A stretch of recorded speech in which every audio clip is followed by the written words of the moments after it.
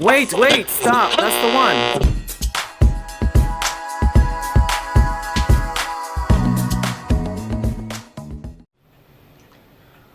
Welcome to ZEN TENN Speaks, a show where I make new friends and reconnect with old ones.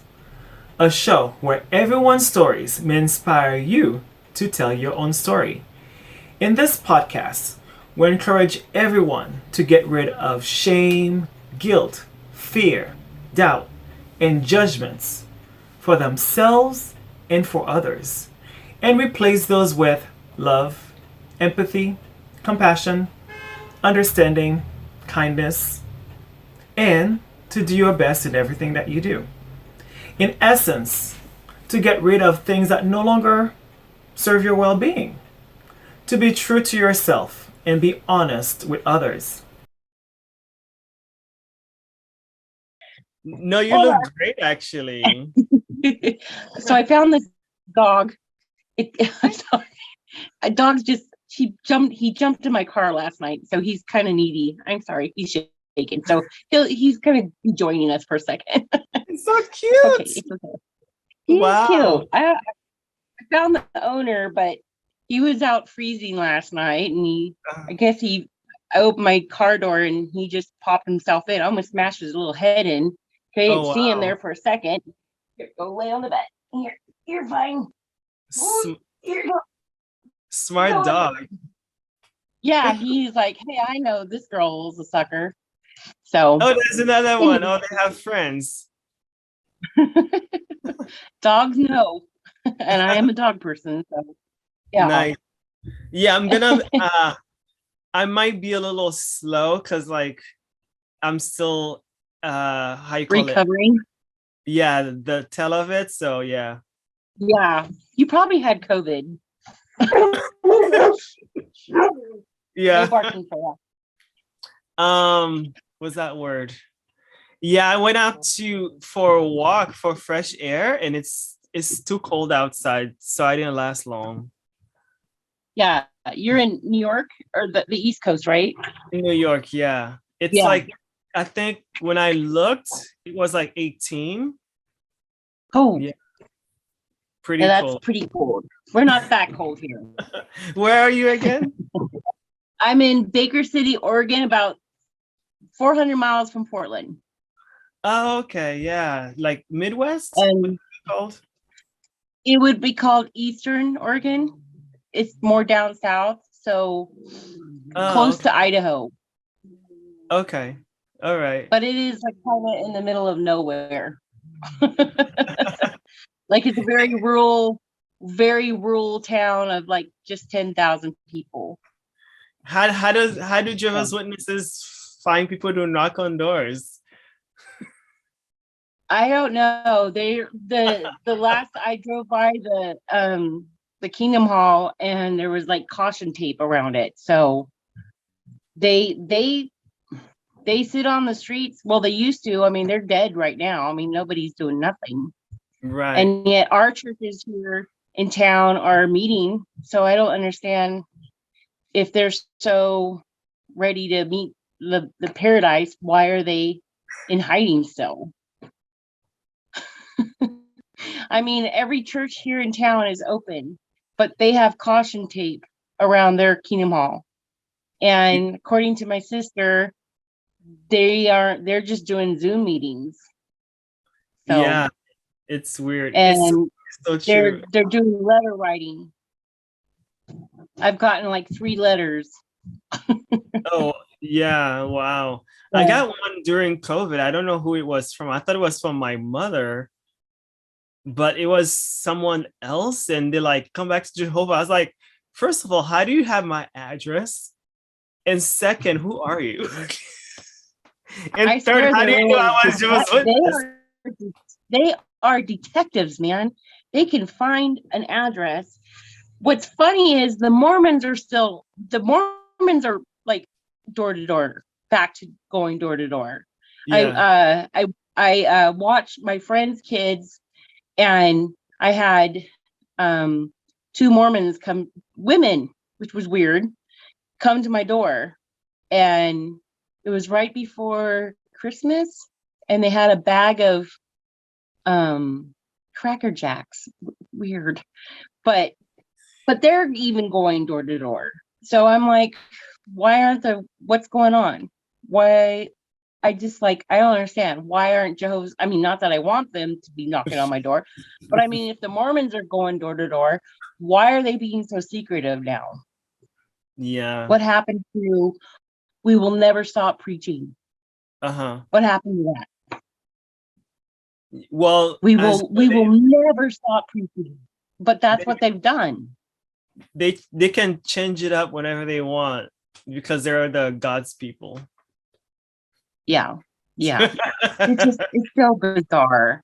It's just really bizarre to find that. I mean, because growing up, I always figured that if I lived in something like this, if I was still in, my thinking would be, well, it's just such a radical change of thinking. My thinking would have been, we got to go out. Everybody else is going out, and churches are meeting.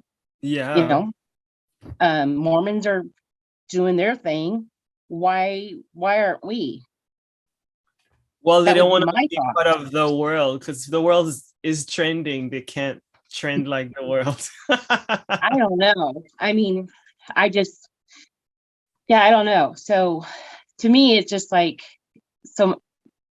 asked my sister about this, and my hair looks green. It's not really green, but there's a filter on. I have a background filter on, so my hair is looking green. Actually, you look great on my end. That's good. Yeah. But, I asked my sister, and she doesn't 100% shun me like my mom and my two older brothers. She still keeps in contact with me. And I'm like, why aren't you guys, I asked her that. And she said, well, there is a pandemic, And I'm like, I get that. But if you're vaccinated and everybody's vaccinated and churches are meeting, what's going on? Why aren't you guys meeting? Yeah. She's like, well, we don't want to get anybody sick and them die. I'm like, well, they're going to meet their maker. They're going to be in paradise. So why is there such a fear? I mean, my mom is a hermit. And my mom was never like that. My mom is always out there, always shopping, always everything. And she's been, since this happened, she's been living her life because she has been living in fear. Mm-hmm. She won't go anywhere, barely. And so I have an older son that's not a Jehovah's Witness. He left at 15. But I have a younger son who just got baptized because of pressure from the stupid congregation. But they were supposed to go to Hawaii where my sister lives, and my mom would not go with him because he refused. I don't know why, which is weird. He refuses to get vaccinated, which I find weird because Jehovah's Witnesses seem to be all about the vaccine. It's so weird. Yeah. They are just pushing it hard, which I mean, okay, I get it. But yeah, my sister said that everybody should get vaccinated, get their booster. My mom said she wouldn't go with him to Hawaii because he wasn't vaccinated. And so he was like, okay. Okay. But yeah, she's become such a hermit. And I think that's what's happening is they just live in this really weird fear. And yet everybody else is like, okay, we're going to go out there and live our lives. And she's just become, and my sister, and they become super vaccinated people. And I'm like, okay, that's awesome. But if you have your faith so much that if you die, why are you guys so worried that you're going to die? Because I mean, clearly they don't believe. Yeah. I don't know what the fear is. And my son, I think he is physically in but mentally out. So PMO, as they say. But I think he got baptized for pressure because he's 26. He just turned 26. So for someone not to get baptized at that age, you know how it is. Right. He should have been baptized like 15 years ago. But he's on the spectrum of autism, and so I think they kind of gave him a pass. And I think last year they kind of were like, okay, you need to start doing something. And then next thing I know, he texted me and he's like, Mom, I got baptized. And I was like, so, and I'm like, well, you know what comes with that. But he beats to his own drum. But I think he still felt that pressure from somebody that he had to get baptized. Yeah, I feel that all these decisions with the vaccine, if the organization told them, don't take it, like the blood thing, if they said, don't take it, it's from the devil and all this stuff, they all would have the same decision. So that 100%. Decision to be vaccinated or to stay away is not their own decision. I have a big guess about that. Oh, I totally 100%. If they said no, like if there had been like a trace of blood in it, I think they would have said, because at one point they thought there was. And you remember when it first came out, there was like have like children in there, not children, but what's the thing called? Like embryos. Right. Yes. Doesn't it have that in there or something? No, it doesn't. But there was a little, but there was like that, and then there was like, it's going to change your DNA. What? And then there was like something about a trace of blood and whatever. But you are 100% correct. If there was like something that they did not think it was okay, they would have 100% said, do not get this vaccination. Yep. You all just die. And they would do it. And they would do it. They would totally do it. But for whatever reason, they are going hard on the vaccination. And even when they say to take it, they don't even have critical thinking. They're just like, okay, take it. To each their own. I'm glad I'm not there. So, well, my son, my youngest son, he's bucking the system for sure because he refuses to take it. And I really don't know why, other than that he works in a daycare and he's a teacher's aide and he's with little kids and babies and boogers and snot and grossness. And he's like, Mom, I've been here 6 years. If I haven't gotten he believes in herd immunity. So he's like, Mom, I have not gotten sick. If I've gotten it, I probably had it. I've already, and he will die on that mountain. And which is weird because that's totally not what Jehovah's Witnesses believe. And so I was really surprised. I was like, you gave up a trip to Hawaii. And he's like, Mom, I'm not getting the vaccine. I'm like, okay, it's your choice. But he is really like bucking the system of Jehovah's Witnesses because they are 100% vaccine boosters. My sister was like, about every other day, have you gotten your booster shot? Have you gotten your booster shot? I'm like, finally I did. But I only did it because I work around young people and older people. But I got vaccinated and still got it over the summer. Like I said, I lost all sense of smell and taste, and you probably had it. So have you been vaccinated? I have not. I'm probably gonna die on that mountain. On that hill. I'm okay with that. That's okay. You're like my son. You're gonna, you know why I'm not doing it? Because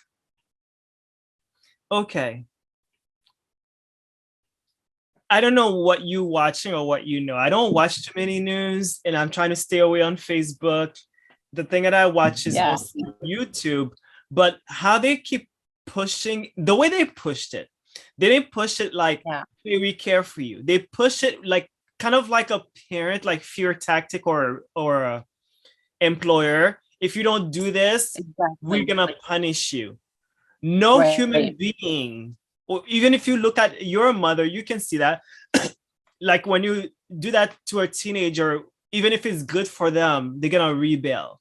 No human being gonna do what they're told when they're being forced to, even if sometimes they know it's good for them. But if you're gonna apply punishment to it, Right. yeah, that's how I'm at. I was just like, and then the next thing is they want to exchange a vaccine for basically for your body.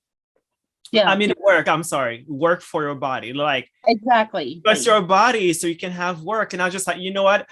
I've done that pre-2020. Like, I went for a career for like 20 years. And look where I'm at. I still don't make six figures. I'm tempted to call myself not like I'm looking down on myself, but like tempted to career-wise call myself a loser. Like no, I've done like I've tried, but like no, I mean, not like putting myself down, but kind of like looking, when you like get older and you're looking at your history, how you like done so much or things you try to do, and I have nothing to show for it. So I was just like, okay. How long were you raised in the religion? 19 and a half. I quit 20 years ago. Yeah. So there's that. So it's like, I mean, it's been 20 years. Like, I've tried to have a career and everything. So basically, I still have like a little thing in my throat. You keep plants alive. Yeah. They are. I have like 52 or something. Oh my gosh. I pick up plants and they probably are internally screaming, no. Oh. They don't stay alive? Is that what you're saying? Yeah, I don't know why. I have a Christmas plant that's still alive and some succulents, and I have a poinsettia that is so cute. in there. I don't know this dog's name, so I just call him Bub. Bub, so cute. Bub. What was I gonna say? Sorry, I'm a little slow. Yeah, so basically I feel like I'm not gonna give you my body in exchange for a job, because 2 years ago when I did that, I gave up sleep. I went to you probably done that too, going to work sick like a dog, because if you didn't go to work sick, what happened? They write you up and fire you. Now you want me to give my body again? Like, no, I'm done. I haven't worked for 2 years, literally. And I have no fear, zero. But 2 years ago, I'll have so much fear for losing one day work. Yeah. So that's a better place. And if you've ridden the New York subway, you probably have all the immunities you ever need. Yeah. That's right. My son, he lives in Portland and he takes public transit, and I'm like, yeah, you probably are good. Yeah, and I live with 4 people here too. Like, the funny thing is, when I'm sick, no one is sick, because I'm very mindful. I wash my hands, I put on a mask, and even prior to 2020, I would put on a mask. And then when 2020 happened, I was like, that's really, how you call it, logical for people to have done, and they didn't do that. And then a girl got sick, and then she hadn't have a mask on, and I was just like, how do you go to work? You had a mask on, but you're sick here. What's going on? And it's just like, oh yeah, I didn't think about that because I'm home. And then I got sick. 2020 became about washing hands. So I used to be a computer lab teacher. Like, I taught computer for a school district here in Idaho for 6 years. So before even all of this, I did hand sanitizer. The kids would come in, because it's computers, and it was kindergarten through 5th grade. Gross age of kids, booger peeing, and I'm sure I never got sick. I mean, the first year I was really sick because I probably caught everything they had. But after that, my immunity was great. And the swine flu happened, and literally I was like one of the last standing teachers. And I was subbing for, kindergarten or 5th grade, or, because there was no teachers. They were all dropping like flies. And I was hand sanitizing the kids would come in, they got a squirt of hand sanitizer. I wiped down the computers when they left, hand sanitizer. We taught hand washing. And I'm like, when did 2020 become hand washing? Shouldn't we have all been doing that? Like, what the hell? I mean, like, it was just so weird. And some of the things that I kind of liked about the couple things that was good about COVID was like, okay, hand washing, staying away from people. I like that people should stay away from people. I hate when people are on top of me and coughing on me. I'm like, why? You know? And, you know, and people are like, well, masks don't do anything. Well, have you ever sneezed? Like, my argument was like, have you ever all of a sudden just sneezed, like driving in a car and you sneezed and you look at your, and you're like, oh shit. Yep. Like, yeah, people who say that, they just want to argue for nothing.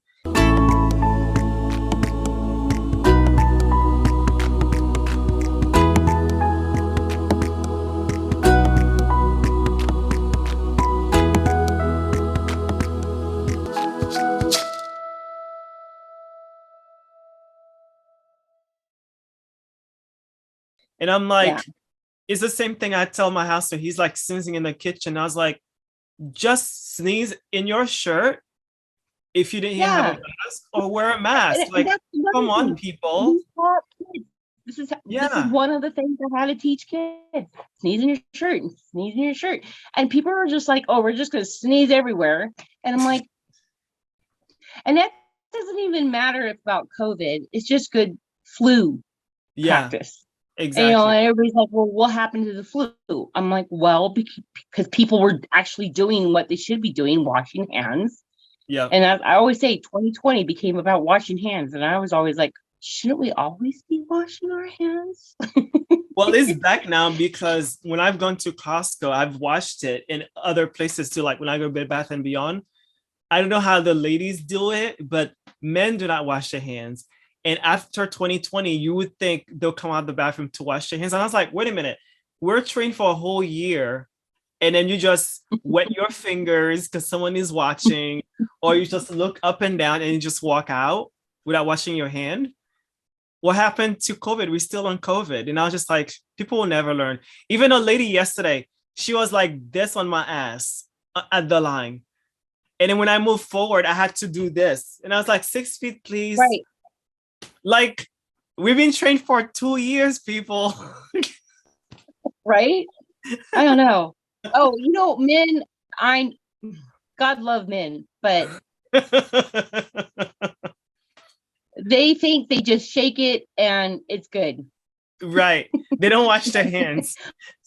One thing I like about 2020 now is like no handshaking. I even went to church and then the pastor wanted to shake my hand and I said, oh, COVID. And then he laughed and then he went to shake the next person's hands. And I was like, I am a very, very friendly person and I'm super open and stuff. I mean, I'm like super friendly. I'm loud and kind of crazy, but I don't like people hugging me. I am not a hugger. I've never been. My sister is, and I'm always like, you know, and I don't know why, but I'm not a hugger. And I take care of a lady's, her kids, and she has this neighbor, and she's always coming over, and she's always trying to hug me, and I'm like, and she's always in my bubble, and I'm like, you have to get the fuck away from me, lady. Sorry, I don't mean this. I have a bad mouth, and she's always in my bubble, and I'm like, that's my job. I babysit my friend's kids when she's at work, and this neighbor lady, like the minute I pull up, she's knocking on the door, and she's in my bubble, and I'm like, and she's this old lady, and I'm like, I know you're probably lonely, I get it, but oh my God. And I told my friend Sarah, and Sarah's like, I love you, and I don't always say it to her because I'm not a touchy-feely person, but I am a very open-minded person. I mean, I love people, I'm friendly, I talk to, nobody's a stranger. I always talk to everybody. But when it comes to people hugging me and touching me, I do not. If it's a dog, I'm good. If you're not a dog, I don't want you kissing me. I don't want you hugging me. Yeah, what I do is, well, back in the day prior to 20, because I don't like handshaking so much. I hold it. I always holding a tissue, and then I go. Oh, Sorry, I got a cold. And then they want shake your hand. I'm gonna keep doing that. Once we go back to work, I'm gonna always. I think that's a good idea. Well, I have really bad allergies come springtime, and when COVID, like when it first came out, it was I know when we went on lockdown, it was St. Patrick's Day, so February 17th. So then came spring, and that's when my allergies go off. And I remember going to the store, and I mean, my eyes were watering. I was like sniffling, and I had my mask on, and people were like, I'm like, it's not COVID. It's not COVID. I seriously have allergies right now. Yeah. I'm sneezing, and I'm like, it's just allergies. But yeah, I mean, it sucks, but there's some good things that came out from COVID, and I don't know. It's crazy times. It's crazy times. And the Jehovah's Witnesses, they're still they literally from what I have gathered between my son and my sister, they are still in lockdown. Like if it nothing has changed. It's like, how are they working? Are they working? Yeah, but my sister, so Ken is working. He works at a daycare, so he wears a mask, he says. And then my sister works. Yeah, she works in Hawaii. She's a personal assistant, and her girls are house cleaners. Shocker. And they're all. And then her one daughter is a flight attendant for Hawaiian Airlines. She's been on furlough, and then they keep pulling, back and forth. But that's a airline. And so, Hawaii really depends on tourists, but they really don't want mainlanders to come there because they're, Hawaii, you can only go so far in Hawaii. I mean, if your hospital beds get full, it's not like here. I mean, we're a small town, but we life flight people all the time to Idaho or Portland or Washington. They can't do that in Hawaii. So they really don't want white people coming over and spreading their shit. And so my niece she's been on work, off work, but she's a Jehovah's Witness too. And other than that, that's all she does. She does work, but they are on lockdown as far as like going to church and stuff, And, my sister doesn't really have a good explanation when I tell her. I'm like, we're all open here. Why are all the churches meeting and stuff? She's like, well, you see how it's spreading. I'm like, yeah, but why live in fear? If you're, why is my 87-year-old mom living in fear? Right. When supposedly Armageddon's right around the corner, and if she dies, she's going to be in paradise. So, and Jehovah says, walk with Jehovah, have no fear. Have no fear. They won't meet. They don't have conventions, and they don't, my son got baptized in some sort of weird pool. Like, here some people get baptized in their own bathtubs. Yeah. The shenanigans. Yeah. Like, yeah, I would rather wait. Like, baptized in your bathtub is not memorable at all. No, but that's it's not what's memorable. happening. I think he got baptized in like a horse trough. It looked like somebody that had like horses. And then their water trough. Wow. Like a metal thing.